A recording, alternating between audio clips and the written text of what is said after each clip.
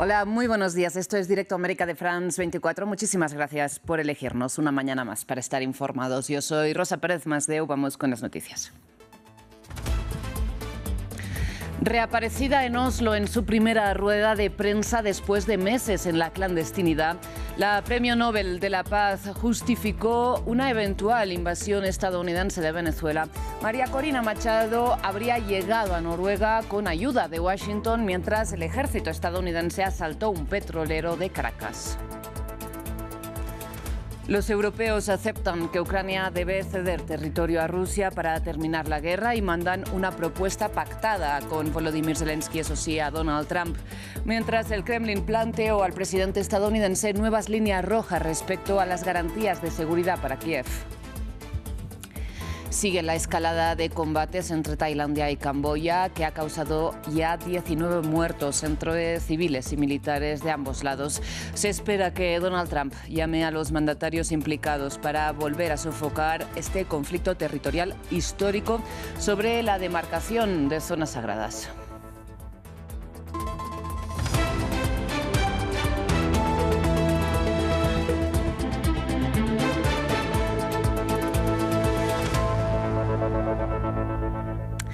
Iniciamos las noticias con la mirada puesta en Noruega, donde María Corina Machado avanza en su agenda pública tras meses, como saben, en la clandestinidad.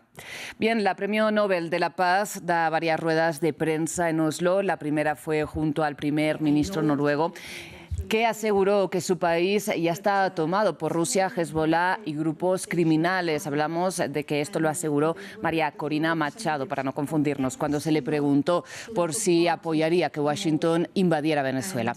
Además, la opositora se declaró convencida de que el gobierno de Nicolás Maduro desconocía su escondite en territorio venezolano. Mientras el Wall Street Journal publicó que Machado habría salido de Venezuela con ayuda estadounidense a través de una lancha hacia la isla de Curazao.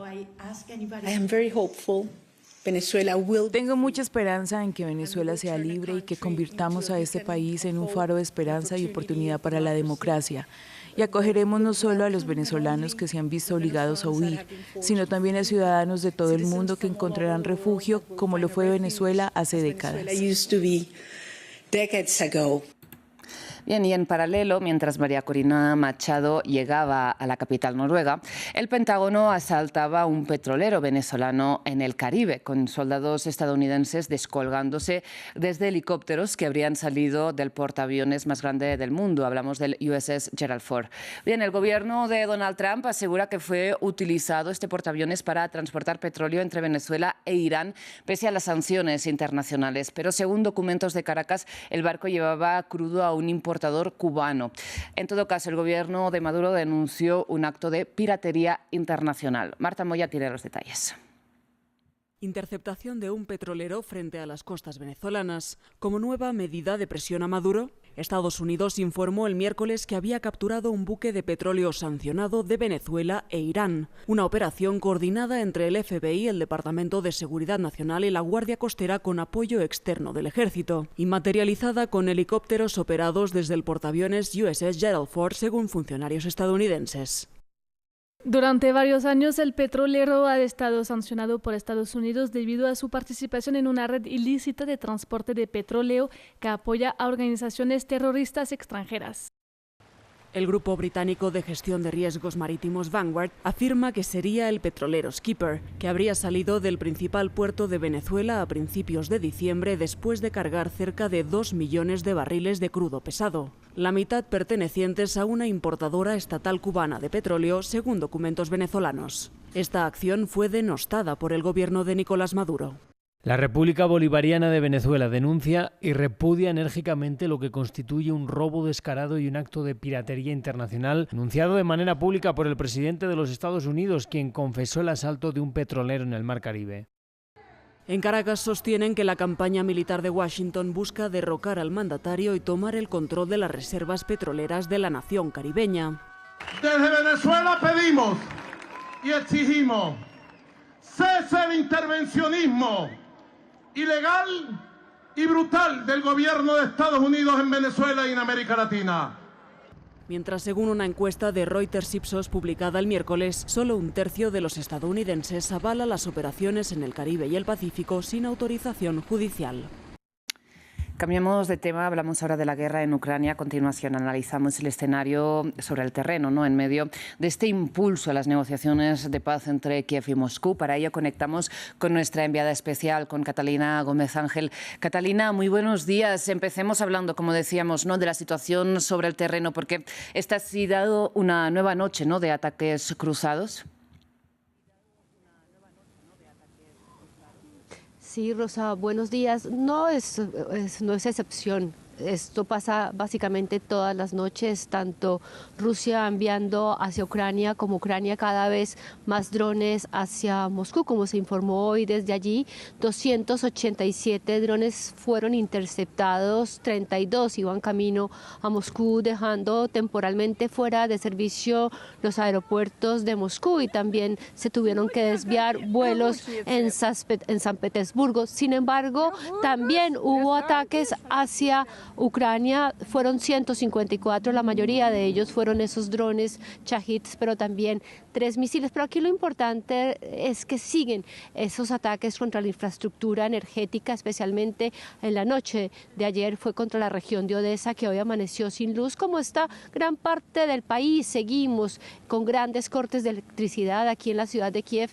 Algunos días son entre 12 y 16 horas constantes, y esta es una de las ciudades que más sufre por los ataques de las últimas semanas a las plantas térmicas y a otras plantas de la región, y también a la falta de capacidad que tiene la distribución de energía nuclear. Las plantas nucleares en Ucrania proveen el 50% de la electricidad y ahora tienen problemas por esa red de distribución, lo que hace que los cortes de energía sean mayores y tengan al país en invierno con las noches cada vez más largas y con estos largos cortes de electricidad, lo que hace que la vida sea aún más complicada.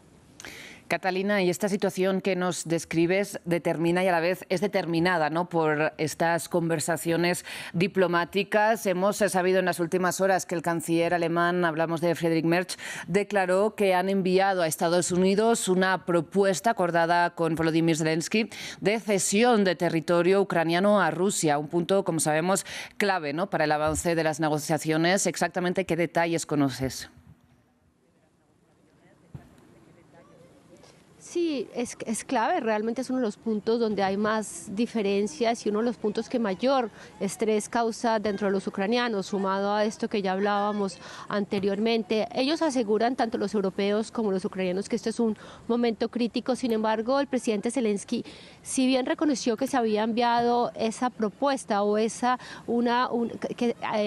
que contemplara los intereses de Ucrania, también asegura que no se daban detalles. Lo que sí se sabe es que ayer hubo una conversación muy tensa entre los líderes europeos y el presidente Donald Trump. Hablaron que habían diferencias sobre personas, no se dice específicamente sobre quién, pero se sabe que la presión sobre el presidente Zelensky es cada vez mayor, especialmente por lo que hablábamos en los días pasados sobre esa presión para que se realicen elecciones. Y también Zelensky apareció en sus redes sociales para decir que habrían noticias esta semana. Hoy se sabe que vuelve a hablar vía telefónica con los líderes europeos, tal vez hablando sobre esta propuesta, porque está contemplado una posibilidad de un encuentro de los líderes europeos, Zelensky, y también con los enviados especiales estadounidenses que están negociando esta propuesta de paz con Rusia. Sin embargo, Trump fue claro, dijo que no se iba a hacer hasta que no tuvieran puntos concretos, que estaban perdiendo el tiempo desde Europa. Sin embargo,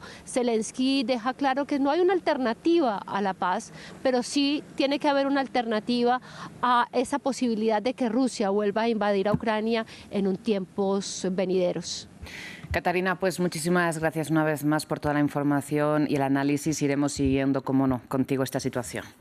Cerramos en el sudeste asiático porque los ejércitos de Tailandia y de Camboya recrudecen los enfrentamientos después de que este lunes rompieran la tregua vigente desde hacía 6 semanas. Los combates ya han causado al menos 19 muertos entre civiles y militares de ambos lados.